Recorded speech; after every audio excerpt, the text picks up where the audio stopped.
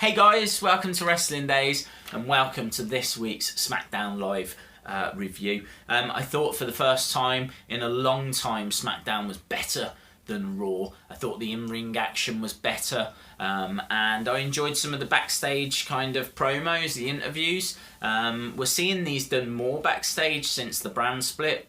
Before that, they used to be done more on the ramp and in the ring, and you get a few backstage, but not on the level that we're getting now. There's clearly been a conscious decision to do more backstage, and I'm all for it. I think that the show opened with a backstage segment. Randy Orton talk about how he's the legend killer and he was going to slay Brock Lesnar. Alberto Del Rio comes out and says you're going to struggle to do that with a broken arm.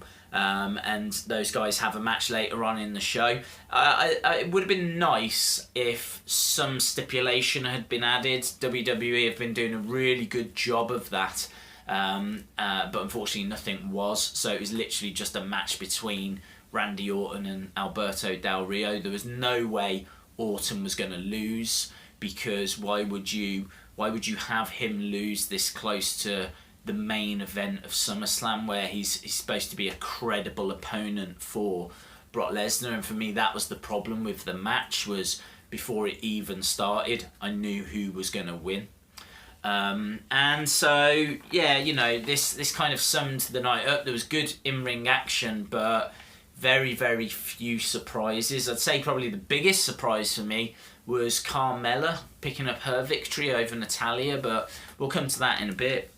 The Wyatt family, all two of them, come out and start the show, and Bray cuts a promo talking about how he's the victim, and about how he's a god and you can't kill a god. Dean Ambrose comes out, and this thing just felt flat.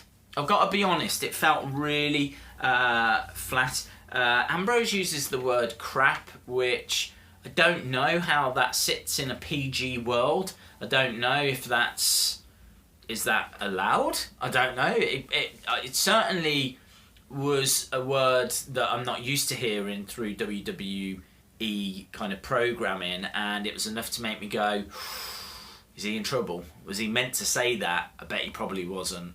But the crowd, I mean, like, the reason that I heard it, the reason that it stuck out, absolute silence. Like, there literally could have been no one there. They do a great job with the lights, actually. When Bray's doing his promo, all the lights are out, he steps to the front of the ring. It's like he's talking to you. And I was watching it thinking, God, he could literally be in like a cupboard right now, because it just felt that claustrophobic, and they've done such a good job. But to tell the truth, even when the lights came up, there was just no response, no shouting out, nothing. It's as if they were in a completely empty arena. Now, I'm not going to hate on the crowd for not being vocal, because it's up to you. If you want to chant. If you don't. It makes no odds to me. But I just thought it was noteworthy that it was like a Japanese show. It was just, you could hear a pin drop, and that really was all throughout the show. There was moments where the crowd were involved, but largely non-existent. Dolph comes down. Basically, Ambrose says, look, I'm not going to get into the ring because you two will beat me down. Dolph comes out. He goes into the ring, kind of looks at Ambrose, goes, watch this. And then Dolph gets beaten up. So Ambrose gets frustrated and I'll have to save him now. He goes into the ring. And cut a long story short, the match is made. The main event match, Dolph and Ambrose against Wyatt and Luke Harper. Why? What's the point? Why did this match need to be made? Why are we still doing this? Why are we not furthering the heat and the hatred between Ambrose and Ziggler? Why is this third party? Why is the family, the Bray Wyatt family, involved? Might be because of a feud after. I don't think they'll turn it into a triple threat, but that would probably make the most sense, to make it a triple threat match now. But I'm happy with it being one-on-one. I just don't understand why the focus isn't more on just Ambrose and Ziggler. Next up, American Alpha against Mikey O'Shea and Mike Vega, Jobber tag teams now, which is brilliant. The Ascension, the Hype Bros, the Vaudevillains all come out and watch at ringside because Alpha last week on Talking Smack, which is a good show. I've not seen it, but it's a good show in the sense of I'm hearing a lot of things being said, a lot of developments, like there's going to be new titles and things along those lines. They said they were the best tag team, so all the other tag teams come out and watch them, basically. I say watch them. It's a squash match. American Alpha win, and then all the teams get into the ring, and then there's this big fight. It was like NXT crazy, because all of these tag teams, American Alpha, Ascension, Hype Bros, Vaudevillains, all scream NXT. They're all recent NXT. Maybe with the exception of the Ascension, but the Ascension dominated in NXT, so I'm kind of into it, I like it, I'm a massive NXT fan, so it's nice to kind of see these teams doing battle, go into war, but on a bigger stage. Really enjoyed as well JBL calling Mikey O'Shea King Kong Bundy's son, because he did look a lot like him. Eva Marie with her spectacular debut. She has a wardrobe malfunction this week, and so has to run out back. Alexa Bliss answers Becky Lynch's challenge, because Becky Lynch is like, I'm not going to have a match for 2 weeks in a row. Someone's going to come out and fight me, and Alexa Bliss comes out. Eva Marie basically distracts Becky Lynch, and Alexa gets the win. Eva comes back out after she's fixed her issue and distracts, basically. Eva's obviously playing dumb, saying that she doesn't know anything about it. She went out back to get her costume fixed. It was fixed, and then she came back. She cost Becky the match. I like what they're doing with Eva, because it's frustrating me, so it's clearly working. I'm not her biggest fan anyway, or a fan at all. But I like the fact that they're finding different ways of her coming out. You're having to suffer the intro, and then she finds a way of not having the match. I'm glad as well that at least Becky Lynch got to have a match, even if she did end up losing, because it would be unfair for her to keep every week waiting to face Eva Marie and just not getting a chance to show what she can do. So I think this is the best way of dealing with it. Ben-Hur advert, and they were talking about the greatest upsets in WWE history. I only saw 2 of these, and I think both were from WrestleMania 30.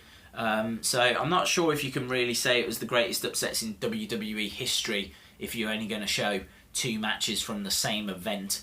But it was nice. I liked it, and clearly it worked, because now I'm talking to you about Ben-Hur. So there we go. Orton against Del Rio. This was a decent match. There was a Garvin stomp, which I really enjoyed. David Otunga, I think, is doing a better job than Byron Saxton.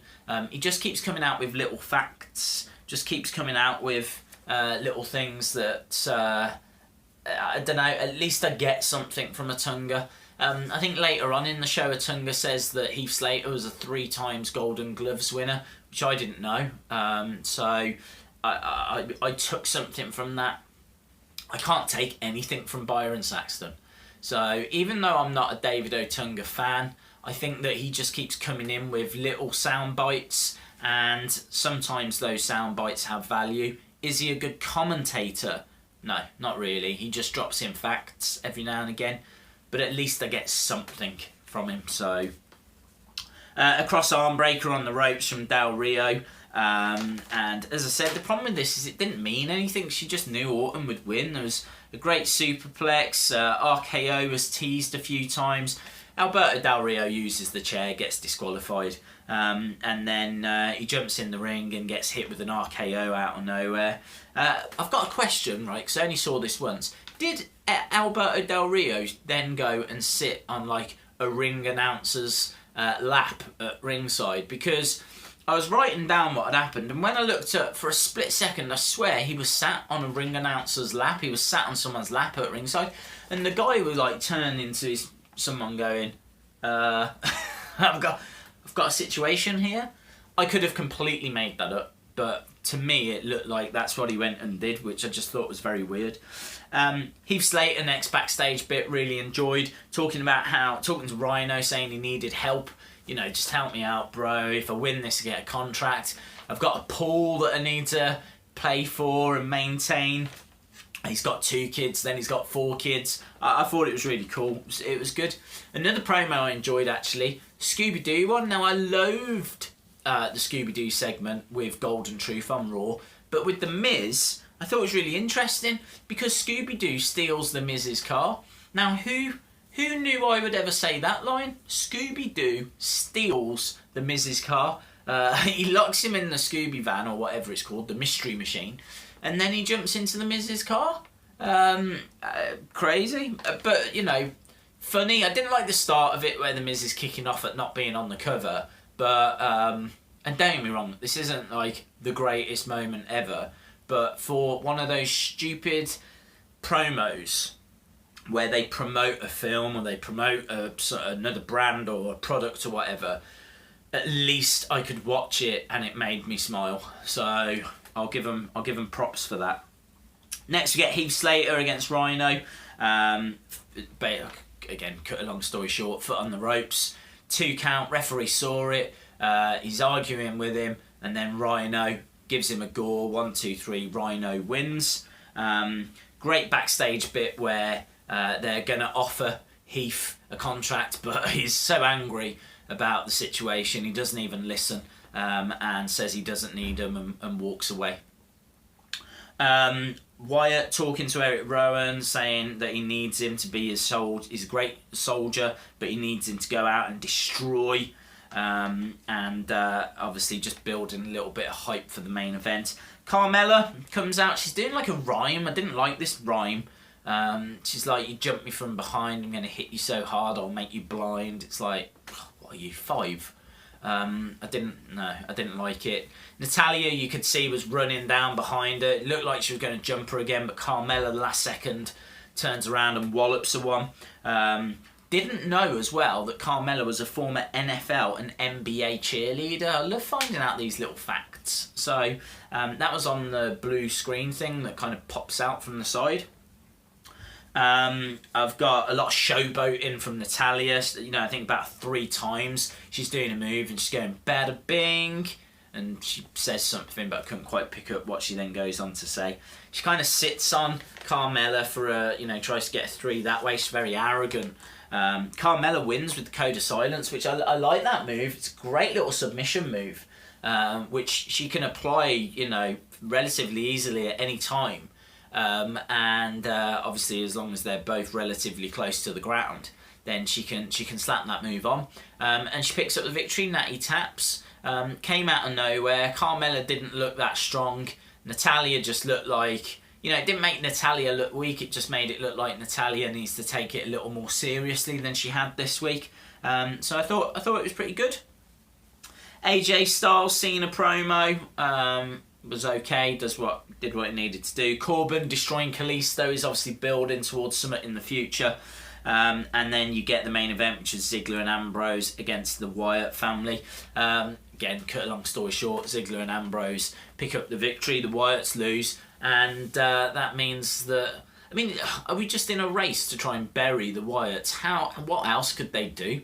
You might as well just put a dress on Bray Wyatt and push him out there now, because they've ripped the family apart. They've taken Braun Strowman away.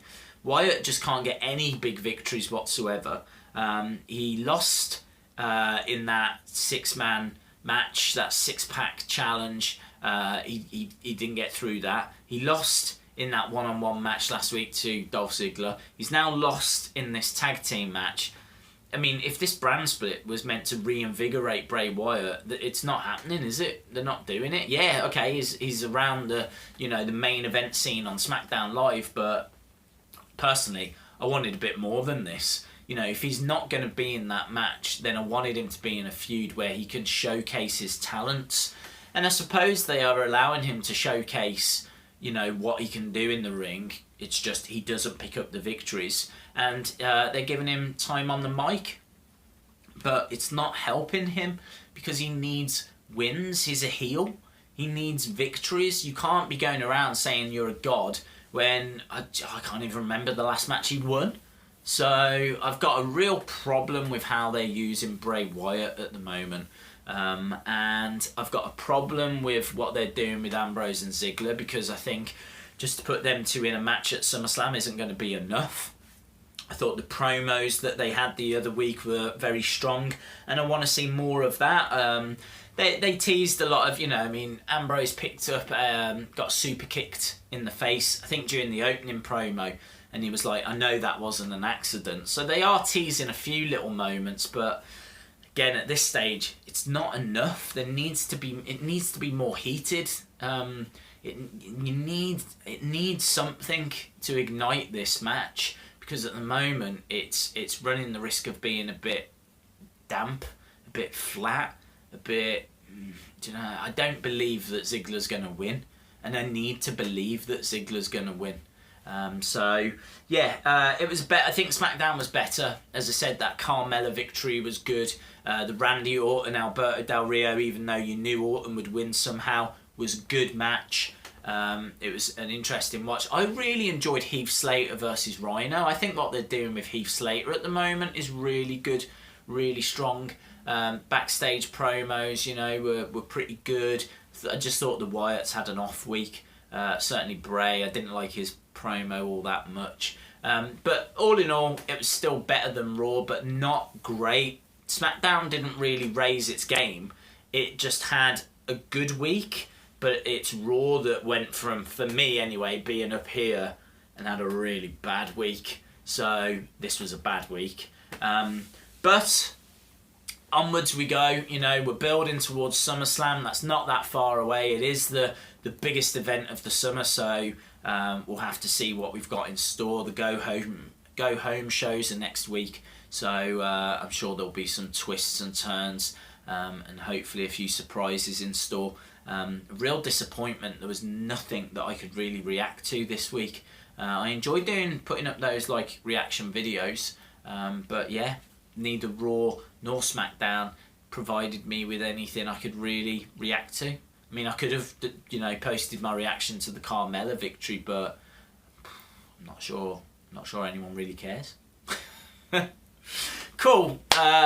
Let me know if you agree, if you disagree. Really appreciate you watching. Really appreciate you taking the time to check out these reviews and watch the channel. If you liked it, please give it a like. If you haven't subscribed, I'd really appreciate it if you did. Obviously, you can comment in the comments or over at Twitter and Facebook at Wrestling Days UK. And join me for NXT reviews, CWC reviews. I've got Mattel figure reviews coming. I've got Hall of Fame stuff that I need to sort. So there's a lot on the way. So thanks a lot for watching. Hopefully see you again next time. Bye for now.